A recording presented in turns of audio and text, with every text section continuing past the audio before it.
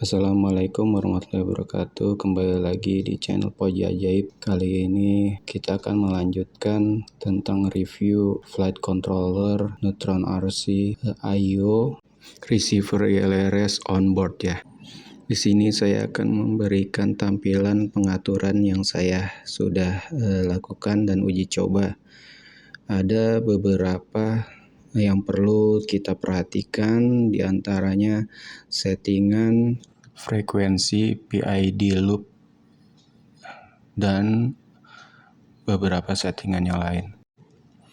ILRS SPI tidak mendukung mode D, D250, D500, F500, F1000 dan paket range 100 Hz dan 333 Hz.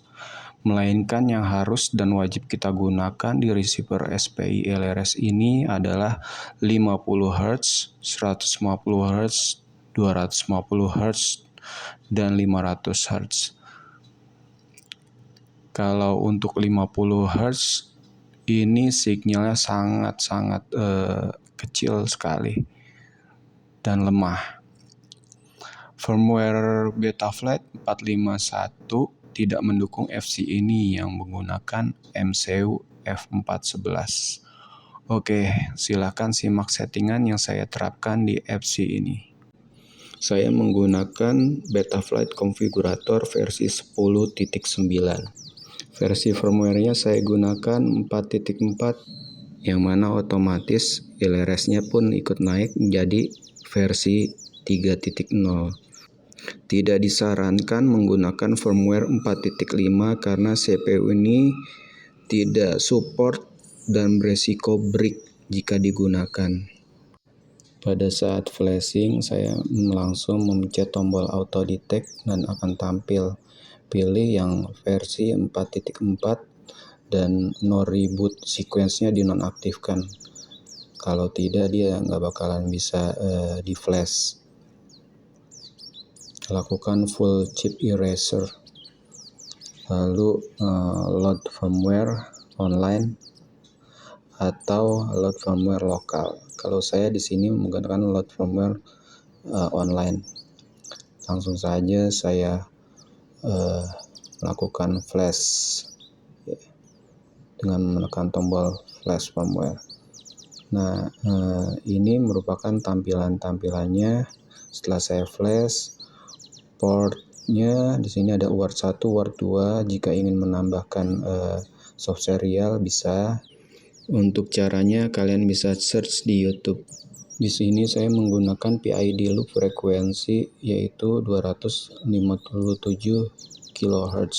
Beacon tone-nya saya memberikan nilai angka 3. Ini untuk mempengaruhi suara bunyi buzzer.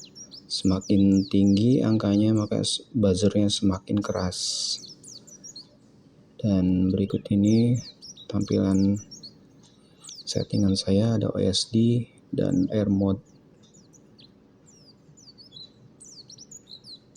Untuk power and battery saya standar. Preset saya menggunakan Express ILRS 150 Hz. Kalau menggunakan 50 Hz sinyalnya sedikit sekali. Saya khawatir kurang kuat sinyalnya untuk penetrasi. Dan ini pilihan-pilihan saya yang harus saya centang. Silakan pilih sesuai selera Anda. Untuk VTX juga saya menggunakan preset VTX saya IO Ichin TX06. Nanti tinggal search saja lalu masukkan pilihan yang sesuai dengan VTX kamera kita. PID tuning tidak ada yang saya rubah. Mungkin nanti saya akan melakukan preset juga. Ini merupakan settingan receiver. Jika firmware sudah update 4.4, maka ILRS otomatis di versi 3. Maka akan tampil kolom binding prase. Kalian bisa isi sesuai keinginan Anda, binding prasenya apa. Ini settingan mode saya sesuai selera saya. Dan untuk motor Saya atur ulang, saya menggunakan putaran reverse. OSD saya seperti ini, kalian bisa menyesuaikan sendiri sesuai selera.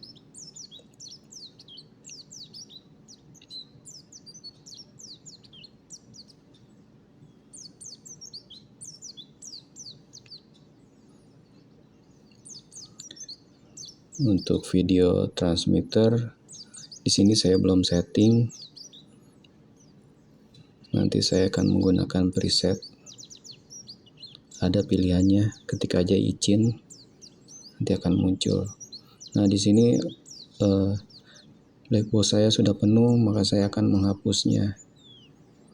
Tiap ada power, maka dia akan otomatis merekam. Oke, ini settingan remote saya mengenai paket threads tadi ya. Nyalakan remote-nya. Sini menggunakan HTX. HTX itu pengembangan dari OpenTX. Tampilannya ya sama-sama saja sih.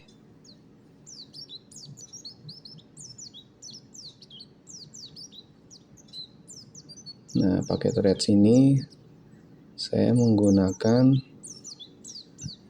sebelumnya 250. Untuk 50 Hz itu sinyalnya tipis sekali. Ini tidak direkomendasikan ya, 333 Hz, F1000, F500, bla bla bla bla.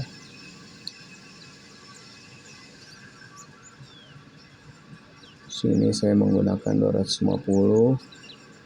Saya coba, saya tester. Nanti videonya akan saya tampilkan, video terbangnya ya.